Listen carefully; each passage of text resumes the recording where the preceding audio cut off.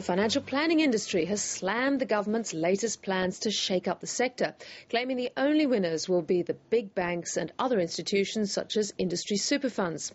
Planners say the government's stated aim of providing better and more transparent advice for consumers will not be achieved. Andrew Robertson reports.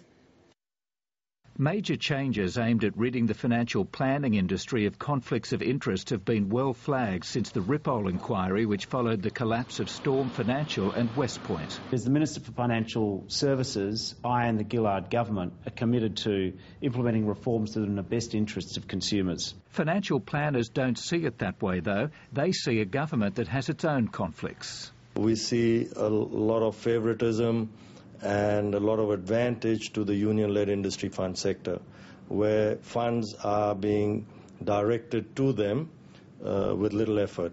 Indy Singh believes in focusing on financial planners, the government has missed the real issue from the collapse of companies like Westpoint, which offered financial products for people to invest in. The government needs to legislate to have control over products and for people to know the conditions under which these products might fail, not chase the softest target, which is financial planners. MLC is one of the biggest product providers in the Australian market, as well as being one of the biggest financial planning operations. It agrees product providers need to be held accountable, but says planners can't escape the net. There's no question the very, very vast majority of financial planners do the right thing by their clients and do a good job. But when something goes wrong like Westpoint and significant payments are being made, it's natural that people would question that there's a perception of conflict in there. The government has announced the final shape of its reforms to the financial planning industry, and they include a number of new measures.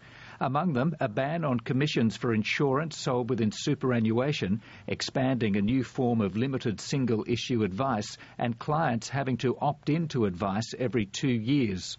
The Cooper review of the superannuation industry had recommended a 1-year opt-in, but even at 2 years, small financial planning firms in particular say it will be a nightmare.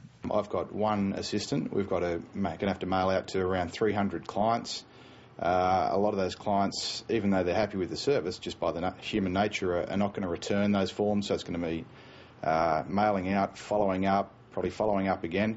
It's just about a full-time job for another person. Damien Cullen runs a single-person financial planning practice in Sydney's Inner West and says his biggest gripe with the opt-in system is that it's unnecessary. Clients can opt out any time they want. They've always been able to opt out any time they want.